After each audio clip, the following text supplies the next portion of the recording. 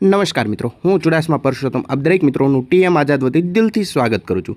મિત્રો, દિવાળી પૂર્ણ થઈ ગઈ, વાત કરીએ તો નવું વર્ષ પણ પૂર્ણ થઈ ગયું, પરંતુ લોક રક્ષક કોન્સ્ટેબલનું ફાઇનલ મેરિટ ક્યારે આવશે તેમને ધ્યાનમાં રાખીને હજી સુધી કોઈ ભરતી બોર્ડ દ્વારા કે અધિકારીઓ દ્વારા આમને લગતી કોઈ પણ જાતની ઓફિશિયલ માહિતી નથી મળી। પરંતુ થોડા ટાઈમ પહેલાં આપણને એવું મળેલું હતું કે દિવાળી પહેલાં ઉમેદવાર મિત્રોને પોતાના નિમણૂક પત્રો મળી શકે છે, મતલબ કે ફાઇનલ મેરિટ લિસ્ટની અંદર સમાવેશ થતા ઉમેદવાર મિત્રોને નિમણૂક પત્ર મળી શકે છે, એટલે કે ફાઇનલ મેરિટ લિસ્ટ છે તે જાહેર થઈ શકે છે। પરંતુ દિવાળી અને નવું વર્ષ બંને પૂર્ણ થઈ ગયું, હજી સુધી ફાઇનલ મેરિટ લિસ્ટને ધ્યાનમાં રાખીને કોઈ પણ જાતની માહિતી ભરતી બોર્ડ દ્વારા કે અધિકારીઓ દ્વારા આપવામાં નથી આવી। પરંતુ આજના વિડીયોની અંદર આપણે વાત કરવાની છે ફાઇનલ મેરિટ યાદી આવે તે પહેલાં શું શું આવવાની શક્યતાઓ છે। જી હા મિત્રો, શું છે સંપૂર્ણ વિગત જો તમે પણ જાણવા માગતા હોય તો વિડીયોને ખાસ કરીને અંત સુધી અવશ્ય જુઓ। સૌપ્રથમ માહિતી જોઈએ, તમે અહીંયા જોઈ શકો છો, આ માત્ર ને માત્ર સંભવિત માહિતી છે। જે આ મિત્રો ગુજરાત પોલીસ ભરતી અન્વયે એક મહત્વની અપડેટ। સૌપ્રથમ વાત કરીએ તો ડોક્યુમેન્ટ વેરિફિકેશન પૂર્ણ થઈ ગયું, જેમાં લગભગ 22,000થી પણ વધારે ઉમેદવાર મિત્રોનું ડોક્યુમેન્ટ વેરિફિકેશન છે તે પૂર્ણ થયેલું છે। હવે ઉમેદવાર મિત્રો વાટ જોઈને બેઠા છે ફાઇનલ મેરિટ લિસ્ટની।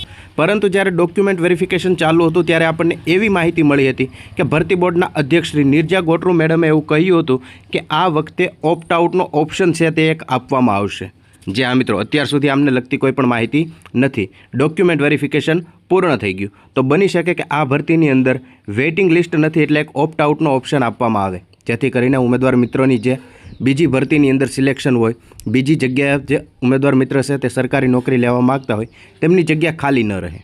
તેમને ધ્યાનમાં રાખીને જો આ ઓપ્શન આપવામાં આવશે તો સૌ પ્રથમ ફાઇનલ મેરિટ લિસ્ટની જગ્યાએ પ્રોવિઝનલ મેરિટ લિસ્ટ એક જાહેર કરવામાં આવી શકે છે। જે હા મિત્રો, હવે પ્રોવિઝનલ મેરિટ લિસ્ટ જાહેર કરવામાં આવશે। પ્રોવિઝનલ મેરિટ લિસ્ટની અંદર જે ઉમેદવાર મિત્રોનો સમાવેશ થાય તેમાંથી અમુક ઉમેદવાર મિત્ર બને કે પોતે ઓપ્ટ આઉટ મૂકીને જગ્યા ખાલી મૂકવા માગતા હોય તો તેવી જગ્યાઓ છે તેમને ભરી શકાય, કવર કરી શકાય, તેમને ધ્યાનમાં રાખીને જ પ્રોવિઝનલ મેરિટ લિસ્ટ બનાવવામાં આવશે। અને પ્રોવિઝનલ મેરિટ લિસ્ટની અંદર જે સમાવેશ થાય તેમના માટે એક ઓપ્ટ આઉટનો ઓપ્શન આપવામાં આવશે, એટલે કે આ ભરતી બોર્ડ દ્વારા જ ઓપ્ટ આઉટનો ઓપ્શન આપવામાં આવશે, ઓનલાઈન જ ઓપ્શન હશે, પોતે ઉમેદવાર મિત્ર છે તે ઓપ્ટ આઉટ કરી શકશે। જો આવું હશે તો ફાઇનલ મેરિટ લિસ્ટ પહેલાં આ બંને વસ્તુ છે તે આવી શકે છે, અને આ બંને વસ્તુ બાદ ફાઇનલ મેરિટ લિસ્ટ છે તે જાહેર થશે।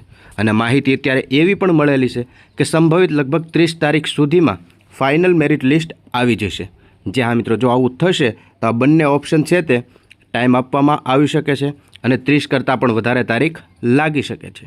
પરંતુ જો આ બંને વસ્તુ નહીં હોય તો ડાયરેક્ટ જ ફાઇનલ મેરિટ લિસ્ટ જાહેર કરવામાં આવશે, જેમની અંદર જેટલી જગ્યાઓ ભરવાના છે તેટલા ઉમેદવાર મિત્રોનો આંકડો હશે તે દર્શાવેલો હશે, કુલ એટલા ઉમેદવાર મિત્રોને સિલેક્શન હશે। જે આ મિત્રો, આવી રીતે ગુજરાત પોલીસ કોન્સ્ટેબલ ભરતીને ધ્યાનમાં રાખીને જો આવી પ્રોસેસ હશે તો આ તમામે તમામ મુદ્દાઓનો સમાવેશ થઈ શકે છે, અને આ સંભવિત 30 તારીખ સુધીમાં જે ફાઇનલ મેરિટ લિસ્ટ કહી શકાય તે આવી શકે છે। માટે ખાસ કરીને ગુજરાત પોલીસ રિક્વાયરમેન્ટ બોર્ડની જે ઓફિશિયલી વેબસાઇટ છે, જે અધિકારી છે તેમના ઓફિશિયલ અકાઉન્ટ છે, તેમની અંદર માહિતીઓ આવતી હોય છે, માટે દરેક ઉમેદવાર મિત્ર છે તે માહિતી બધી જોઈ શકે છે। અથવા તો ચેનલની અંદર નવા હોય તો સબસ્ક્રાઈબ જરૂરથી કરી લેજો, કારણ કે આ તમામ માહિતી સૌથી પહેલાં તમને અહીંયા પણ મળી જશે। જે હા મિત્રો, ગુજરાત પોલીસ ભરતીને ધ્યાનમાં રાખીને મહત્ત્વની કહી શકાય એવી એક આ વિગત હતી જે વિડીયોની અંદર ખાસ કવર કરી। આવી નવી માહિતી જોતા રહેવા માટે હમણાં જ ચેનલને સબસ્ક્રાઈબ જરૂરથી કરી લેજો।